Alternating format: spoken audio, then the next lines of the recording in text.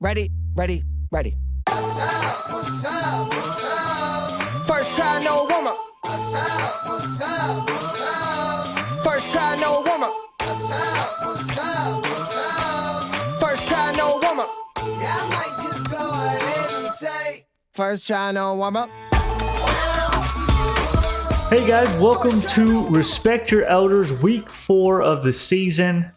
Last week, your elders top 3 scores, just as it should be. Unfortunately, 2 of us did have to play, meaning that someone had to take the loss. Wasn't me. It wasn't me. Kevin.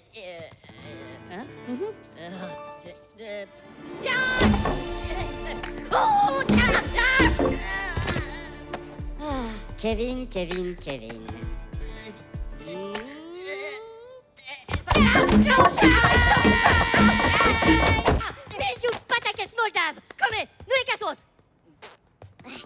But yeah, we had a couple teams losing to lower ranked teams, including the back-to-back champion. Aaron did take him down. Let's give a round of applause there. Okay, and on top of that, congratulations to the rest of the league because 5 of us outscored him as well. So 0-2, Chris. Love to see it. Love to see it. Yes. Speaking of Chris, we're gonna move on to last week's games. Actually, move backwards to last week's games, I guess. So we're gonna go right into Chris versus Aaron. It's been a couple years since Chris has beaten Aaron. Week 5 of 2020. I think that's what, 2 championships since the last time Chris has beaten Aaron. Yeah, he's literally 0-4 against Aaron in their last 4 matchups. So I don't know what Aaron's figured out about him, but Or what Chris has figured out, maybe the secret to winning a championship. You have to lose to Aaron. So the next game would be me versus Garrett. 130-85. That is the 130 top score of the week.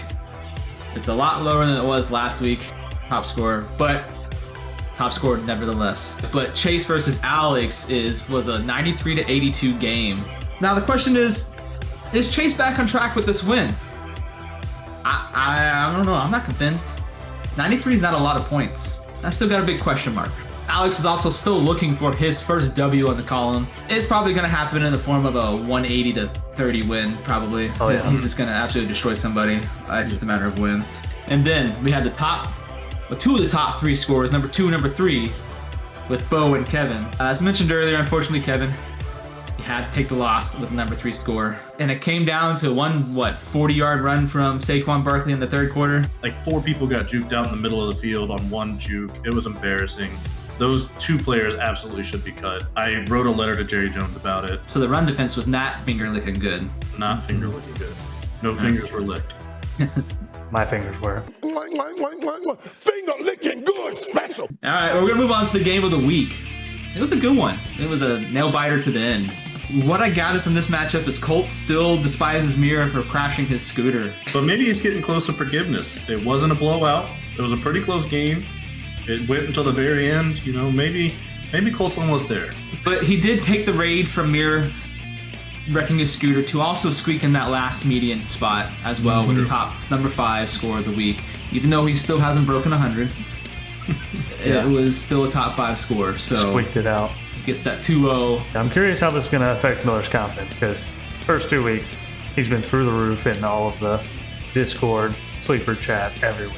I wouldn't be surprised if he goes out and buys Colt another scooter and just gives it to him. Maybe to ruin the curse, fix the curse. Or maybe he tries to buy Oliver a scooter. Maybe he tries to pay it forward by that. You know, it gets him a little razor or something. That wraps up our last week's matchups, everyone. It was a great week. Thank you for letting me get number 1 score. I deserved it. I gotta say, it's almost unbearable when he wins. I'm gonna love it and live life to the fullest. Today, Junior. Yeah, Lip it's Moss or fine. whatever you're trying to say. Yeah, Lip Moss. We can move on to the what are the standings looking like, Bo? Yeah, the standings, me at the top, Alex at the bottom, Chase 6th. We don't move a muscle. Everyone else moves around. We got Jacob moving up 2 spots, getting to 2nd. Chris falling to 3rd, just 1 spot. Kevin moving up a spot, get to 4th. Miller had to fall down 2 to get to 5th. Aaron up a spot. Colt up a spot, and Garrett, after his first head-to-head loss, down 2 spots. So quite a bit of movement. Literally half the league, 5 people, 3 and 3, right in the middle. So Yeah, the standings going to stay super volatile for at least a couple weeks while everyone kind of figures out where they want to sit in the middle. yeah, because I mean, technically, all 5 of them are tied for 3rd place. And if crazy things happen, Colt can really move up this week. We've been wanting parity in this league. Obviously, it's fun when you're winning, but if it's the same people always at the top and the same people always at the bottom, it starts to get a little boring. But 5 teams that are 3 and 3, I think it really shows the league is really anyone's game. Pretty cool. Pretty cute. Pretty cool. All right, let's get into this week's matchups. We're going to kick it off lower end of the score or the standings. Garrett versus Alex, current rank number 9, number 10. Garrett is 2-0 versus Alex. It's also Garrett's highest average points for versus an opponent. Garrett's coming off of his first head-to-head loss. He went 0-2 on the week. Alex still winless in any capacity. Is this the week that it changes? Maybe Alex gets it turned around this week. Maybe Garrett gets it flipped back. Maybe last week was just a fluke. He gets back to his head-to-head ways. Maybe he finally gets a median win. Who knows? Then we've got me versus Colt. We are the only 2 non-Chris champs of the league. Colt won year 1, I won year 2. And the way the matchups have gone, I won the first 4, and then I lost to Colt last year. He scored 154 against me, which is very rude. So maybe this is the turnaround for Colt, but this year Colt hasn't broken 100. So I'm feeling pretty confident going into this game. It's the 2 fat guys in the league matched up against each other, so love to see that happen. Maybe there's some camaraderie there. Colt will finally break 100 and get a median win with the head-to-head loss. That's what he can hope for. But I think this should be an easy 2-0 for me. It should get me pushed up a little bit in the standings. Maybe I can jump Chris, get into that top 3 with the rest of the others. Now, you may want to ask Jacob about being a little too confident before going into a week. No. Anywho, we're going to move on to this week's matchup. We're going to go to Chris versus Mir. Technically, a number 3 versus number 3, but really number 3 versus number 5. Chris, 0-2 last week. Not to seeing that from him. Miller, 0-2 last week. Unfortunately, we kind of are used to seeing that from him, but not this year. This year, he's been much better. But unfortunately, he is 0-4 versus Chris. Chris averages 157 points against Miller, and we all thought he hated Colt. So maybe he actually hates Miller. They don't have a lot of, they never really interacted much. So we're thinking this might be one of those, fight the biggest guy in prison scenarios. Chris got invited to the league by Bo. He knows Miller is Bo's best friend. So maybe he's like, if I take out Miller, I can take that spot. And so I think that might be what Chris is doing. And he might have taken him a little too far by winning the league back-to-back years, but that's a different discussion. Not only did he win back-to-back years, but the first 2 times they played in year 1, he scored 182 and 185 against Miller. So there's bad blood there for some reason. I don't know. That leads us into an Elders matchup. We love those. Bo versus Jacob, the current number 1 versus number 2. Jacob's 4-2 versus Bo, surprisingly. Most of our Elder matchups are pretty 50-50, but this one is clearly in the favor of Jacob. The average score is 123 Jacob, 113 Bo. It's Bo's lowest average points for by almost 10 points. For some reason, Bo just doesn't bring it to the table against you, Jake. I'm just being nice, is what it. No, Do you feel bad for me or something? No, I don't feel bad. You gotta pick one of the Elders. We gotta kind of give and take. I was actually looking at it last year. I went 0-2 against Kevin. You went 0-2 against me. Kevin went 0-2 against you. And so far this year, I've beat Kevin. Kevin's beat you. So I'm assuming you're going to beat me this week. So yeah. All right. All right. But that leads us into our game of the week. Now this, Chase versus Aaron. They're the current number 6 and number 7, technically number 3 versus number 3. Last year, they were the top 2 points for team. Aaron is 4-1 versus Chase, with an average score of 134 to 105. This is Chase's worst win percentage, and it's the highest points, it's Chase's highest points against. The only time Chase won was a barn burner of a 160 to 156 game. So Aaron does not take it easy on Chase. But they both lost last week. Chase had that great week 1. He beat Chris, got the monkey off his back. But then since then, hasn't looked like the Chase we thought we were going to see after last year. Definitely doesn't look like the 1 and 2 highest points for from last year.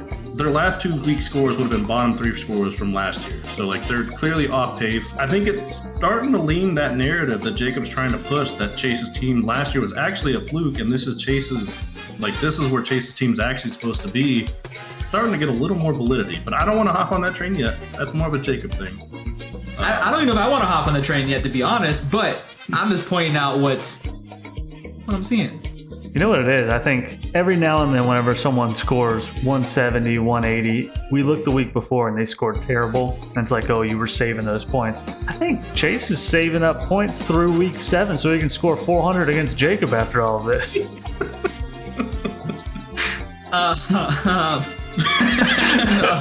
Hope not. Maybe Chase knows that the only time he beat Aaron was in a barn burner, so he's just saving the points for a high-scoring game.